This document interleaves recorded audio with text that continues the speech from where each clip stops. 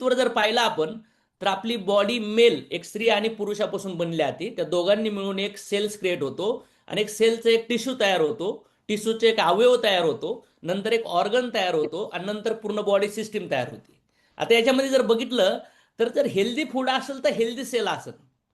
त्यानंतर जर बघितलं तर हेल्दी फूड असेल तर हेल्दी सेल, आणि हेल्दी सेल असेल तर हेल्दी बॉडी, आणि त्यानंतर वीक सेल असेल तर वीक बॉडी, आणि डेड सेल असेल तर डेड बॉडी.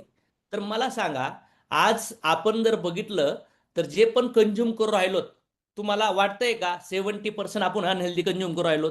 Yes sir. मग किती जण मान्य करतात की आपलं बॉडी ऑलरेडी अनहेल्दी झालेली आहे, फक्त आता मोठे मोठे आजार येण्याच्या प्रोसेसमध्ये आतमध्ये आहे? ह्या ग्रह आहे तुम्हाला सगळ्यांना?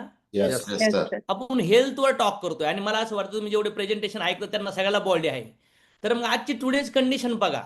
हवा दूषित आहे, पाणी दूषित आहे, जेवणामध्ये मिलावट आहे, त्यानंतर ॲडिक्शन आलंय, रेडिएशन आलंय, त्यानंतर स्क्रीन टाईम वाढलाय, लाईफस्टाईल बदलली आहे, त्यानंतर 120 वर्षाची लाईफस्टाईल आज जर बघितलं तर 60, 70, 80 वर आली. आणि मला वाटते 15-20 वर्षापासून लोक सगळे आजारात येऊ राहिलेत. पण हे जपानीच गोष्ट जर बघितली तर जपानमध्ये अजून लोक 90, 100, 110, 120 पर्यंत जातात. हे तर मान्य आहे सगळ्यांना? Yes sir. Yes sir.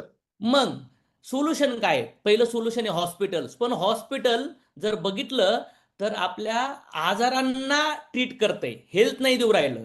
त्यानंतर हॉस्पिटलचा फोकस मेडिसिनवर आहे, प्रॉब्लेम झाल्यावर शॉर्ट आउट करण्यावर, प्रिव्हेन्शनवर नाहीये. आणि टेम्पररी रिलीफ आहे, नॉट लॉंग टर्म सोल्युशन आहे. म्हणजे जे टॅबलेट, जे इंजेक्शन, जे सलाईन, हे जे आपल्याला फक्त प्रॉब्लेम मधून बाहेर काढतंय, पण प्रॉब्लेम का होतो याच्यावर सोल्युशन नाहीये. दुसरं सोल्युशन आहे आपल्याला बॅलन्स डाएट.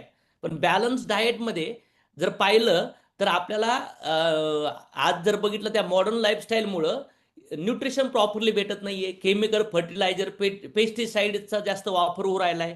आणि त्यानंतर जर बघितलं तर गुड फूड घेण्यासाठी फार कॉम्प्लिकेशन आहेत. आणि मग बेटर सोल्युशन आहे फूड सप्लिमेंट्स अँड न्यूट्रिशन. मग आता जर बघितलं तर याच्यामध्ये आम्ही CNT थेरपीवर काम करतो, सेल्युलर नरिशमेंट थेरपी. म्हणजे जो सेल्स, जी पेशी, त्याच्यावर काम करतो. आणि कशामधून काम करतो? आम्ही फूड सप्लिमेंट आणि आयुर्वेदिक मेडिसिन याच्यावरती आमचं काम चालतं. आणि याच्यामध्ये जर बघितलं तर आपल्या आयुर्वेदामध्ये सांगितलंय की आहार प्रथम औषधम. याच्यामध्ये काय? Food is the first medicine. आणि मग आम्हाला आपण राईट फूडवर आम्ही लोकांना आणण्याचा प्रयत्न करतोय.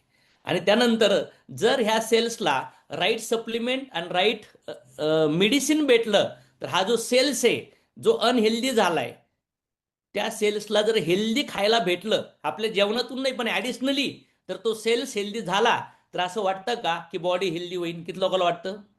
Yes sir. Very nice. Thank you for participation. तर आम्ही जर पाहिलं तर आमच्याकडे एक ब्रँड अँबॅसेडर प्रोडक्ट आहे, त्याच्यात 45 बेरी आहेत. आणि ह्या बेरीचं मिक्स ब्लेंडचं एक प्रोडक्ट आहे आमच्यासोबत.